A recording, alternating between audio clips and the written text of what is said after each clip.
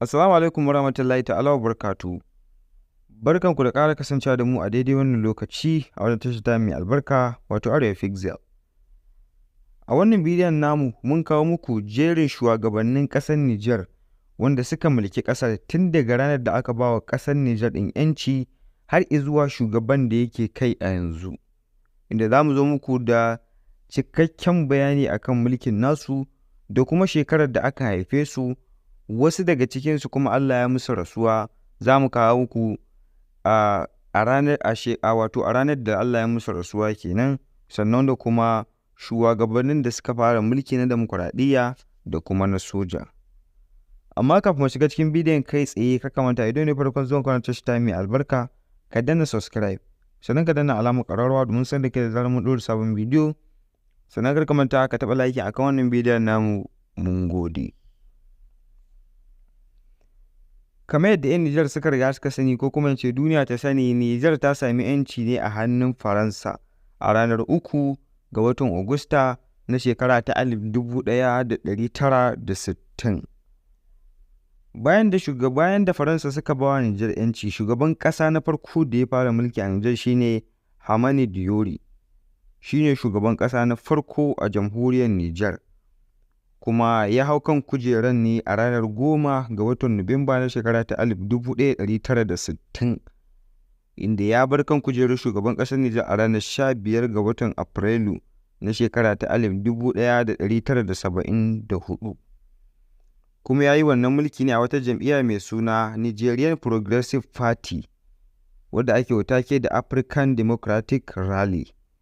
Kuma an haifi Hamani Diori ne a ranar 6 ga watan Yuni na shekara ta 1916, kuma Allah ya masa rasuwa ne a ranar 23 ga watan Afrilu na shekara ta 1989 a wani gari da ake kira Rabat da ke ƙasar Morocco. Sai shugaban ƙasa na biyu mai suna Ali Sa'ibu. Ali Sa'ibu shine shugaban ƙasa na biyu a jamhuriyar Nijar, wanda shi ma ya hau kan wannan kujera ne ta jamhuriyar Nijar a ranar 14 ga watan Nuwamba na shekara ta 1987, kuma ya sauka daga kan wannan kujera ne ta mulkin Nijar a ranar 16 ga watan Afrilu na shekara ta 1993, kuma shi ma ya ci wannan zaɓe ne a jam'iyya mai suna National Movement for the Development of Society.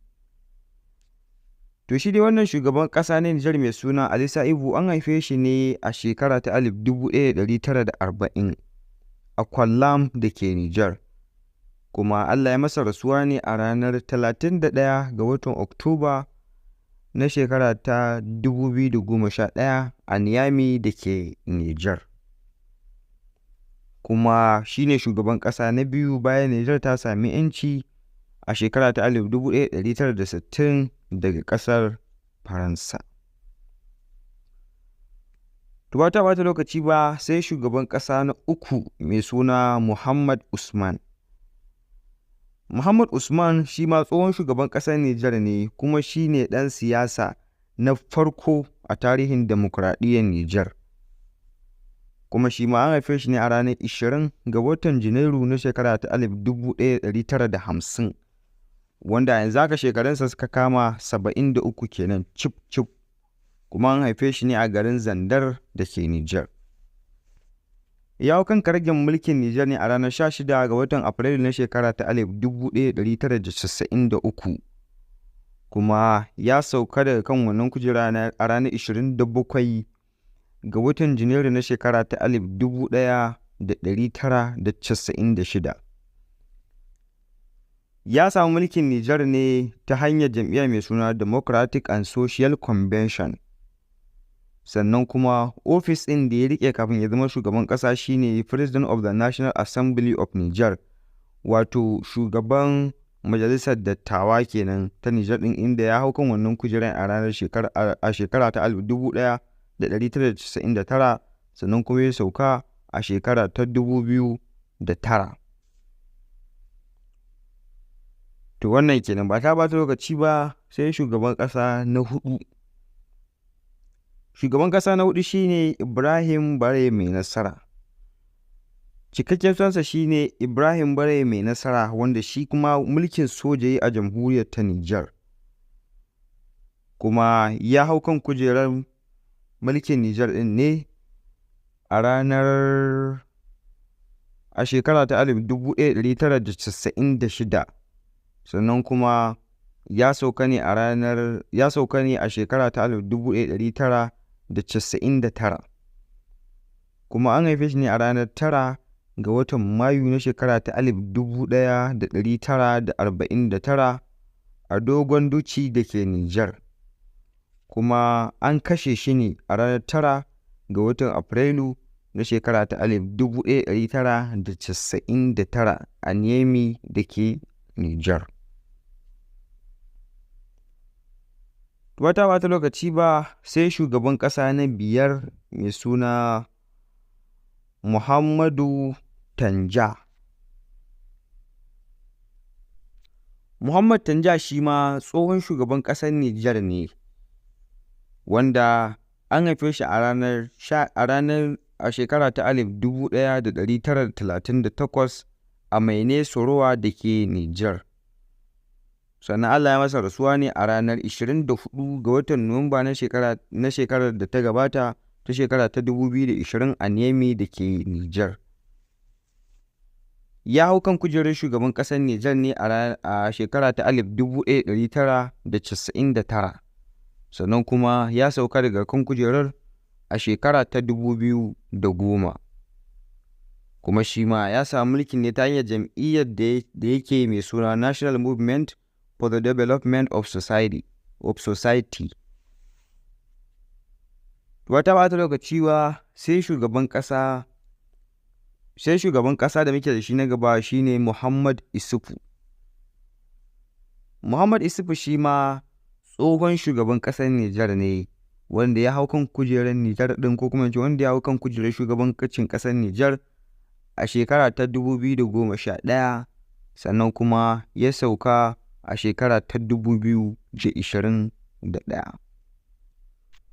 To cikakken sunansa dai shine Muhammad Isufu, kuma an haife shi ne a ranar 1 ga watan Janairu na shekara ta 1952 a garin Elela da ke Nijar, kuma shekarunsa sun kasance 71. Kuma kamar da kuka ji, ya yi Firayim Minista a shekara ta 1993 zuwa shekara ta 1994, wato shekara ɗaya kenan, inda kuma ya yi mulkin Nijar ne a shekarar 2011, sannan ya sauka a shekara ta 2021. Kuma shi ma ya samu wannan mulkin ne a jam'iyya mai suna Nigerian Party for Democracy and Socialism. Sai shugaban ƙasa na bakwai mai suna Muhammad Bazoum. Muhammad Bazoum dai kusan shi ne shahararre kuma mutumin da ya fi shahara a kaf shugabannin ƙasashen da suka yi mulkin Nijar. An haife shi ne a ranar 1 ga watan Janairu na shekara ta 1960 a Ngugmi da ke Nijar, kuma shekarunsa sun kasance 63. Ya hau kan kujerar Nijar ne a shekara ta a ranar 2 ga watan Afrilu na shekara ta 2021, inda kuma shi ma kafin ya hau kan wannan shugabancin ƙasa ya yi minista na Foreign Affairs da ke Nijar a shekara ta 1995 zuwa shekara ta 1996, wato shi ma shekara ɗaya kenan. Kuma shi ma an mai juyin mulki ne a wannan shekarar da muke ciki ta 2023. To sai shugaban ƙasa na ƙarshe, wanda shi ne shugaban ƙasa na yanzu da ke a jamhuriyar Nijar, mai suna Janar Abdurrahman Ciyani. Janar Abdurrahman Ciyani shi ne dai yanzu sabon shugaban ƙasar Nijar, wanda suka yi juyin mulki kuma ya kasance shugaban ƙasa na mulkin soja. An haife shi ne a shekara ta 1961, a garin Tukunus da ke Nijar, wanda shekarunsa suka kasance 62 kenan. Kafin ya hau kan wannan kujera ta mulkin Nijar ya kasance shine shugaban masu tsaron fadar shugaban ƙasar Nijar ɗin, wato Muhammad Bazoum. Kuma ya kasance shugaban ƙasar Nijar inda ya hau wannan kujera a wannan shekarar da muke ciki ta 2023 ta hanyar juyin mulkin da yawa shugaban ƙasar Nijar ɗin, wato Muhammad Bazoum. Inda ya bayyana dalilansa na yin wannan juyin mulki, inda ya ce rashin tsaro da kuma tsadar rayuwa da kuma wasu dalilai da suka saka ƙasar cikin wani hali da kuma wani yanayi shine dalilin da yasa suka yi wannan juyin mulki. To za ku iya bayyana mana ra'ayinku a comment section. Duka dai ana muka zo ƙarshen wannan bidiyon. Kar ka manta subscribe da kuma like, sai ma da ku a wani bidiyon namu na gaba. Bisala.